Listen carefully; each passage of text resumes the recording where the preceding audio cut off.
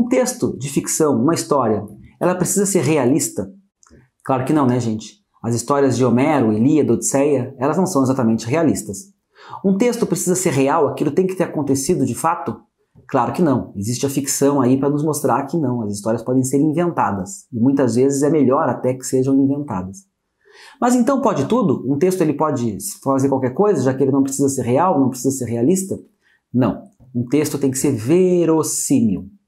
Verossimilhança é um conceito do Aristóteles, é um conceito muito importante que vem lá da poética do Aristóteles. Verossimilhança é a ideia de que um texto ele tem que ser possível, realista, dentro do universo ficcional dele. Então, no caso do Peter Pan, o Peter Pan não cresce. O Peter Pan pode voar. E se ele usar o pote para Lim-Pim-Pim, a Wendy pode voar também. Tudo isso a gente entende e aceita na história, porque são fatos, são prerrogativas que a história nos traz. Então, dentro daquele universo ficcional, é possível sim que eles voem. O Peter Pan pode não crescer, mas o Peter Pan morre. Se o Capitão Gancho estiver lutando com ele, de repente dá uma espadada no Peter Pan cair lá, morrer, todo mundo chorar, e daí ele levanta e diz, enganei vocês, eu sou imortal, aí a gente vai rejeitar essa história. Porque no pacto que havia com o leitor, não estava o pacto de que o Peter Pan é imortal. Então um texto ele pode ser ficcional, ele não precisa ser realista, mas ele tem que ser verossímil dentro da sua própria lógica, ele tem que ser possível. O Assis Brasil costumava dizer que se o personagem vai morrer de tuberculose no fim do livro, ele tem que tossir na página 10. Isso é muito interessante, porque nós vamos tendo uma pista de que há algo que vai acontecer com ele no final, e que aí ele pode sim morrer de tuberculose. Então a verossimilhança é aquilo que nos mantém coesos no texto. Eu diria que a verossimilhança está para o texto ficcional como a coerência está para o texto não ficcional. Só que a verossimilhança ela não é tão simples como parece. Primeiro vamos falar sobre como a verossimilhança, segundo Aristóteles, ela vai interferir no texto. Por que é desejável haver verossimilhança? Porque na época dos gregos era muito comum que no final das peças acontecesse algo que eles chamam de Deus ex machina. Um Deus surgisse do nada e salvasse o personagem. Isso acontece, por exemplo, em Medeia. A Medeia está lá no morro com os 2 filhos mortos no braço dela, que ela matou os filhos, né? E aí fica aquela expectativa, o que vai acontecer? O Jazão vai chegar, vai punir a Medeia. Aparece um Deus, o Jazão, e leva a Medeia embora. Então Aristóteles diz que esse não é um bom final. Por quê? Porque a solução da história está fora da história. A solução da história é externa, não é interna. O ideal é que os próprios acontecimentos da história façam com que ela termine de tal forma. Isso dá verossimilhança para a história. Isso torna ela possível dentro da lógica da narrativa. E qual é o complicador? A vida real não é verossímil. Isso é muito maluco, mas é isso mesmo.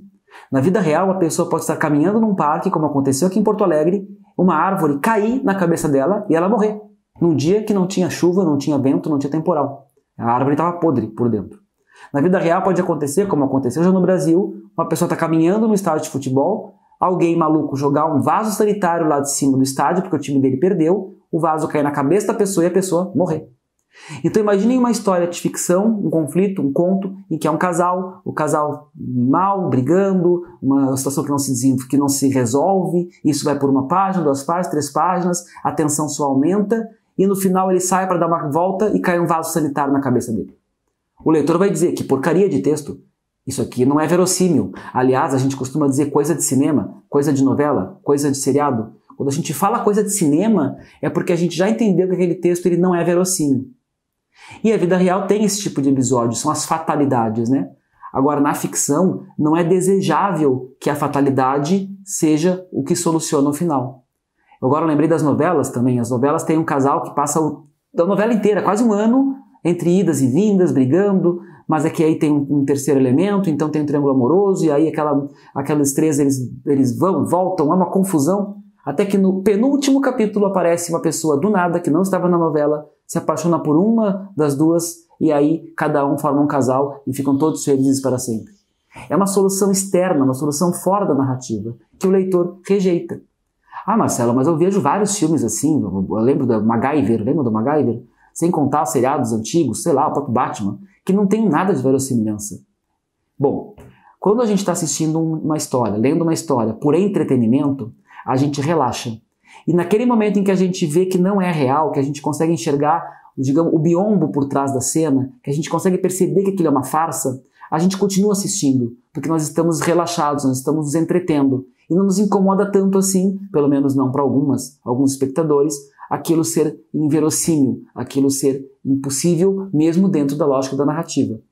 Agora, se nós estamos fazendo uma história para emocionar, para tocar, uma história que consiga prender a atenção do leitor e se tornar permanente no leitor, que consiga marcar um pouco a vida daquele leitor, daquele espectador, aí a falta de verossimilhança atrapalha, porque nós não vamos se sentir catarse. Quando nós estivermos assistindo uma peça, lendo um livro, e alguma cena ficar extremamente inverossímil, nós vamos perceber, isso é uma farsa, e a nossa emoção, ela vai embora. A gente percebe que aquilo, a gente sai do jogo, a gente fala o termo imersivo, né? Imersão. Nós estávamos dentro da história e isso nos tira para fora da história.